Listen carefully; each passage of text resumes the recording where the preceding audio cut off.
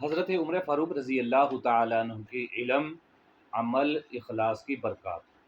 سیدنا عمر بن خطاب رضی اللہ تعالیٰ عنہ کے پاس علم بھی تھا، عمل بھی تھا، اخلاص، اس سے ملنے والی قوت اور طاقت موجود تھی، اور اسی قوت اور طاقت کی وجہ سے اللہ رب العزت نے دنیا کے فرماؤں کو، بادشاہوں کے تاج ان کے قدموں میں ڈال دیے۔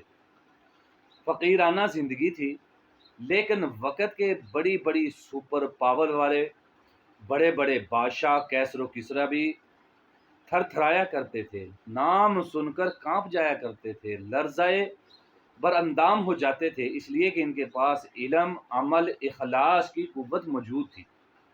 اور اللہ کی مخلوق بھی حضرت عمر فاروق رضی اللہ تعالی عنہ کی بات مانا کرتی تھی، حکم چلا کرتا تھا۔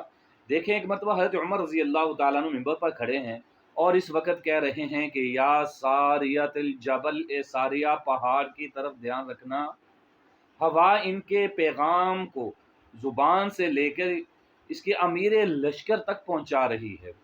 تو یہ ان کا ہوا پر حکم چل رہا ہے، اور زمین پر بھی حضرت عمر رضی اللہ تعالیٰ عنہ، کتابوں میں لکھا ہے کہ ایک مرتبہ مدینہ منورہ میں زلزلہ آیا، حضرت سیدنا عمر فاروق رضی اللہ تعالی عنہ اس وقت کیا فرما رہے ہیں کہ زمین تو کیوں ہلتی ہے؟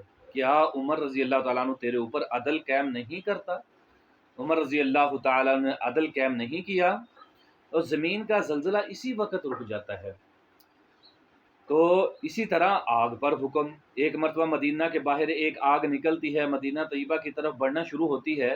سیدنا عمر بن خطاب رضی اللہ تعالیٰ عنہ ایک صحابی کو بلا کر حکم دیتے ہیں کہ اس آگ کو پیچھے دھکیل کے آؤ، اور اس آگ کو پیچھے بھیجو، اس کے اپنے مخزن کی طرف دھکیل دیجئے۔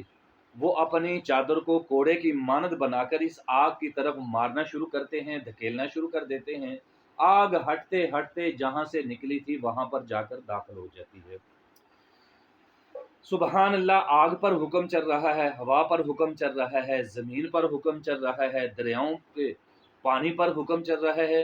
عزیزان محترم، حضرت عمر رضی اللہ تعالیٰ عنہ ایک مرتبہ مصر کے ایک امیر لشکر نے خط لکھا حضرت عمر فاروق رضی اللہ تعالیٰ عنہ کو کہ امیر المؤمنین، دریائے نیل کے پانی کو جاری ہونے کے لیے ہر سال ایک نوجوان لڑکی کی قربانی دینی پڑتی ہے، اس لڑکی کو سجا سنوار کر دریا کے اندر ڈالنا پڑتا ہے، پھر وہ دریا چلتا ہے۔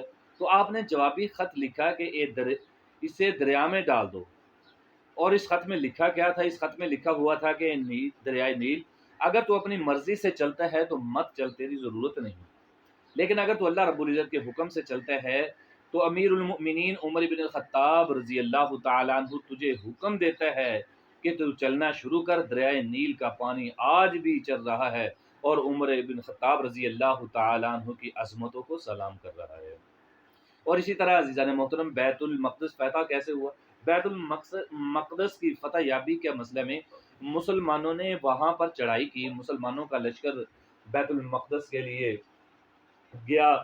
وہاں کے لوگوں نے کہا کہ آپ اپنے خلیفہ کو بلائیں گے، آپ اپنے خلیفہ کو ہماری طرف بھیجیں گے، ہمارے پاس ان کی نشانیاں ہیں، ہم وہ نشانیاں دیکھیں گے، تو ہم دیکھیں گے کہ اگر وہ نشانیاں ان میں موجود ہیں تو بغیر کسی لڑائی کے ہم چابیاں ان کی جھولی میں ڈال دیں گے۔ حضرت عمر رضی اللہ تعالیٰ عنہ کی ظاہری زندگی بالکل سادہ تھی کہ اپنے کرتے پر چمڑے کے پیبند لگے ہوئے تھے، عدل و انصاف اتنا کہ اگر غلام ساتھ ہے تو کچھ فاصلہ غلام سواری پر بیٹھتے ہیں، اور حضرت عمر فاروق رضی اللہ تعالیٰ عنہ پیدل چلتے ہیں، اور پھر حضرت عمر فاروق رضی اللہ تعالیٰ عنہ سواری پر بیٹھتے ہیں، غلام پیدل چلتے ہیں۔ تو یہ عدل اور انصاف اور کچھ فاصلہ اسی طرح طے ہوتا رہا، اور سواری پر باری باری بیٹھتے رہے۔ جب آخری وقت آیا، وہ منزل آپ کے پیدل چلنے کی تھی اور غلام کی باری سواری پر بیٹھنے کی تھی۔